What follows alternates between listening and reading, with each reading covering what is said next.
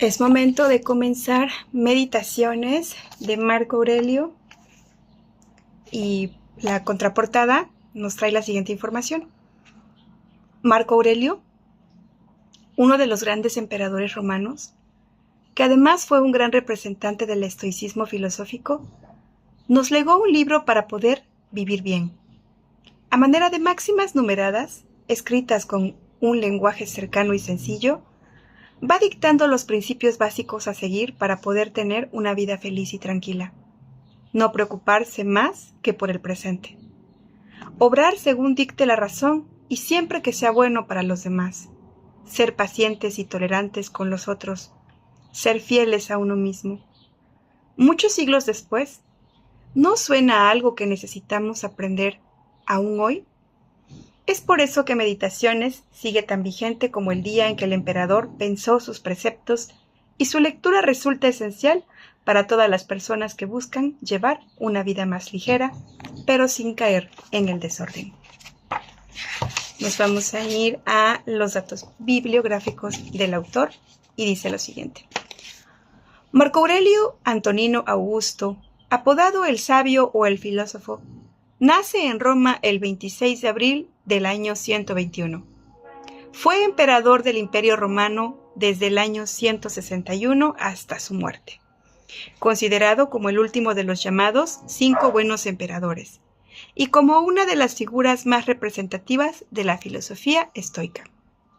Al pertenecer a una familia consular por parte de su madre y su padre senador, estuvo siempre inmerso en los asuntos de la corte, así como en contacto con las altas esferas del gobierno, llamando la atención de Adriano, el emperador en ese momento, quien le apodó cariñosamente Verissimus, que significa honesto. Al morir el hijo adoptivo de Adriano, Lucio Aelio César, este decide nombrar como heredero del imperio a Antonino Pío, con la condición de que adoptara a Marco Aurelio y a Lucio Vero, para que, a su vez, los nombrara herederos y los siguientes en la línea sucesoria. Marco Aurelio contaba entonces con tan solo 17 años y fue hasta la edad de los 40 cuando ascendió finalmente al trono junto con Lucio Vero. Mientras llegaba su momento de gobernar, estuvo a cargo de un tutor que le asignó el propio emperador, Marco Cornelio Frontón, una relevante figura de la cultura de la época. Marco Aurelio mantenía correspondencia continua con su tutor, cartas que pudieron conservarse y gracias a las cuales se puede deducir que era un hombre inteligente, centrado y trabajador, que otorgaba gran importancia a la filosofía. Cuando llegó el momento de hacerse cargo del imperio, Marco Aurelio insistió en que Vero fuera elegido emperador junto con él, motivo que le granjeó su lealtad durante toda la vida. La sucesión conjunta pudo deberse a que Vero contaba con experiencia y talento militar, cualidades necesarias por todas las guerras que estaban por enfrentar, ya que se abrió un periodo enormemente conflictivo para el imperio que se vio sacudido por los ataques de los bárbaros y revueltas populares. Empero a la serie ininterrumpida de guerras y calamidades que tuvo que soportar, el emperador opuso su serenidad y su fuerza moral como buen estoico. Como emperador, promovió, sobre todo, medidas favorables para los esclavos, las viudas y los menores de edad, reconociendo las relaciones de sangre en lo que respectaba a la sucesión. En derecho civil estableció una división social entre los honestiores, el más distinguido, y los humiliores, el menos distinguido, lo cual también se destaca en sus escritos como parte de su filosofía práctica. Además, bajo su gobierno, la situación de los cristianos se mantuvo igual que en la época de Trajano. Eran legalmente más vulnerables que el resto de la plebe, pero las persecuciones fueron muy escasas. Sin embargo, los conflictos bélicos sí estuvieron muy presentes, destacando entre ellos el que se suscitó en la provincia de Asia. El conflicto se resolvió favorablemente para los romanos, pero la vuelta de su ejército trajo consigo una plaga, conocida como la plaga antonina, que se extendió por el Imperio Romano entre 165 y 180. La enfermedad se tornó en una incontrolable pandemia, dañando de manera irreversible las vidas de los dos emperadores. Lucio Vero muere en el año 169 a causa de esta plaga y Marco Aurelio vio dañada su reputación, ya que se dio el nombre de su familia, Antonina, a la plaga. A pesar de que Marco Aurelio logró sobrevivir a este primer embate de la enfermedad y pudo seguir luchando en las guerras contra los germanos, finalmente es azotado de nuevo por la plaga, muriendo el 17 de marzo de 180, en compañía de su hijo y sucesor, Cómodo. Fue incinerado y sus cenizas se transportaron a Roma, donde permanecieron en el mausoleo de Adriano hasta el saqueo visigodo de la ciudad en el año 410. Se construyó además una columna conmemorando sus victorias contra los sármatas y los germanos. Antes de morir, fue capaz de asegurar la sucesión de su hijo Cómodo, al que nombró César, en 166, y con el que compartió el gobierno del imperio desde el año 177. Sin embargo, al final, esta decisión se tornaría muy poco afortunada, ya que Cómodo se convirtió en un líder político y militar paranoico, egoísta y afectado por problemas neuróticos. Con este nombramiento se puso fin a una serie de emperadores adoptivos como él, así como también el fin de la época de mayor prosperidad del imperio, conocida como Pax Romana. Meditaciones. Los textos de Marco Aurelio, al contrario de los rígidos textos de algunos filósofos estoicos, denotan un tono muy personal, pues parten de una reflexión íntima y crítica, y van encaminados a transformar la conducta por un constante examen de conciencia, lo cual se puede observar tanto en las cartas a su tutor como en esta, su gran obra. Meditaciones es el resultado de las reflexiones morales que ya al final de su vida fue dejando por escrito. Se encuentra dividido en 12 libros y parte de una serie de reflexiones que realizó desde su experiencia cotidiana, en las que deja traslucir la influencia de la filosofía estoica y el ascetismo tuvieron en su vida. Influencias que no solo lo llevaron a ser un hombre íntegro, sino un gran emperador.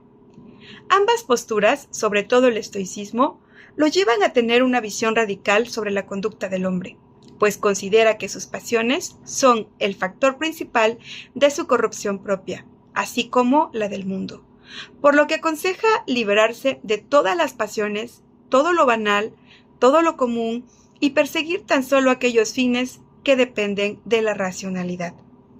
Para Marco Aurelio, como para el resto de los estoicos, el determinismo juega un papel fundamental y le da una estructura sólida a su postura.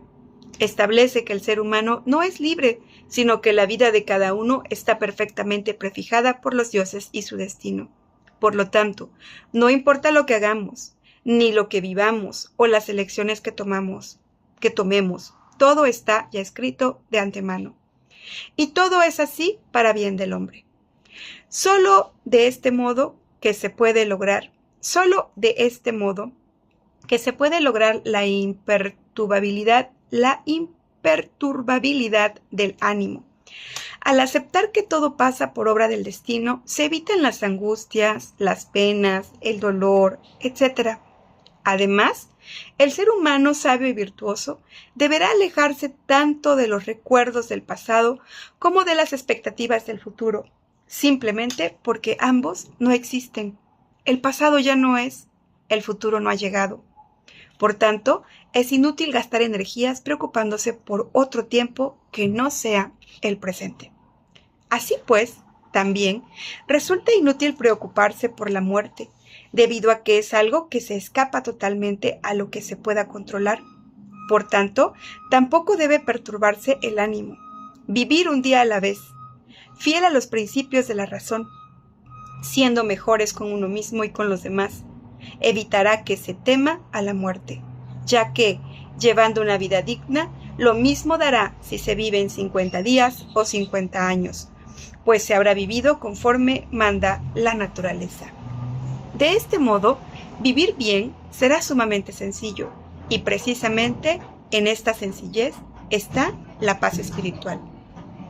De ahí que no sea extraño que el estoicismo encuentre su auge en los periodos convulsos de la historia, frente a otras escuelas filosóficas que nos cargan con la responsabilidad de nuestra vida y del resto del mundo, poniendo sobre nuestras espaldas el peso de todo aquello que nos acontece o acontecerá. El estoicismo nos ofrece una alternativa liberadora de poder disfrutar el presente, aunque no por ello en el desorden. Acá tenemos el índice con los 12 libros ya citados y vamos a comenzar con el primero. Libro 1. 1. Aprendí de mi abuelo Vero la bondad y la ecuanimidad. 2. De la buena fama y memoria legadas por quien me engendró, la circunspección y el carácter viril. 3. De mi madre, la piedad, la liberalidad y la abstención, no solo de ejecutar acción mala, sino también de pensarla. Además, la simplicidad en el vivir y el alejamiento del sistema de vida que siguen los ricos. 4.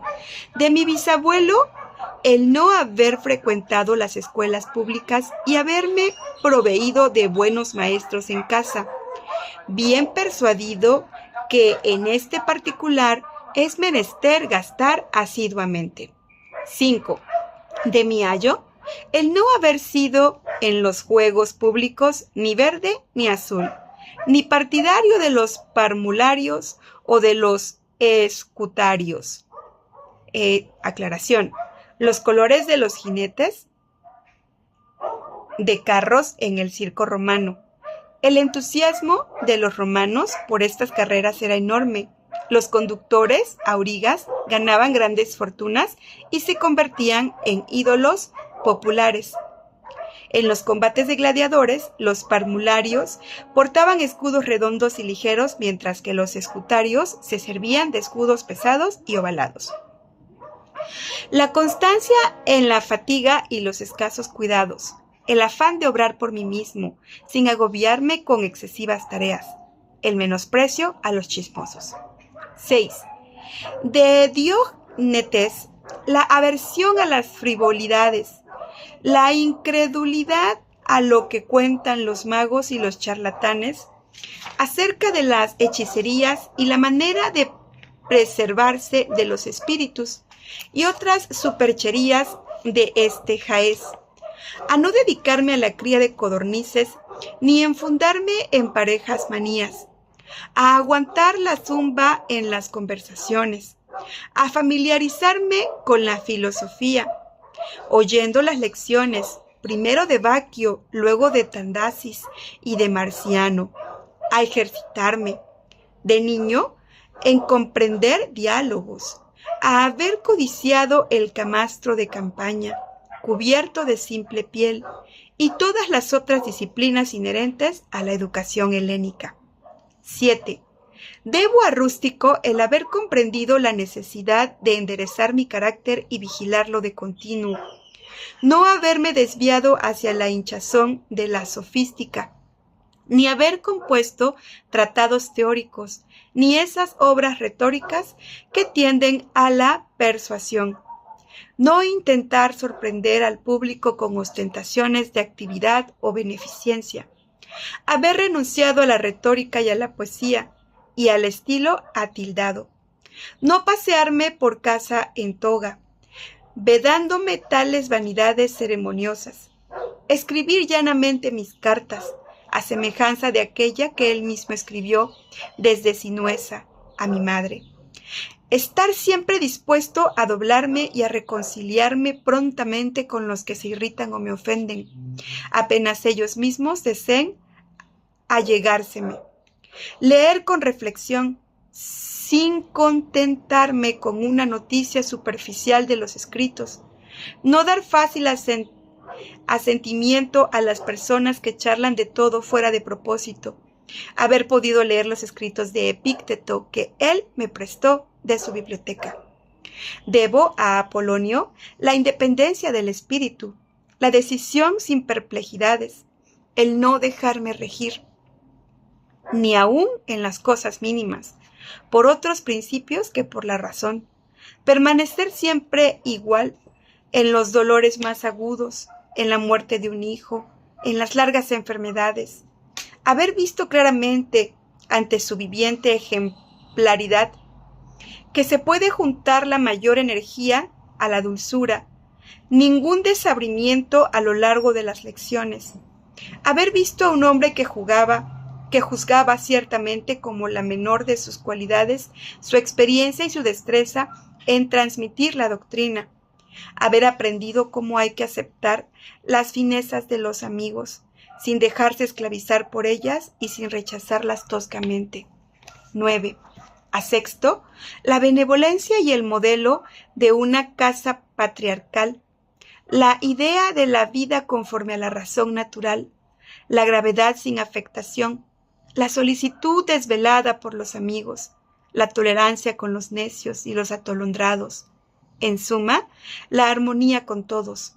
De este modo, su trato les ganaba con más atractivo que cualquier lisonja, y les inspiraba a la vez el más profundo respeto, la habilidad en descubrir con exactitud y método y en regularizar los principios necesarios para la vida, no haber nunca manifestado, ni aun en apariencia, señales de cólera u otra pasión, antes bien, poseer un carácter muy pacífico y al mismo tiempo entrañable, la propensión a la alabanza, pero con discreción, la vasta erudición, sin pedantería.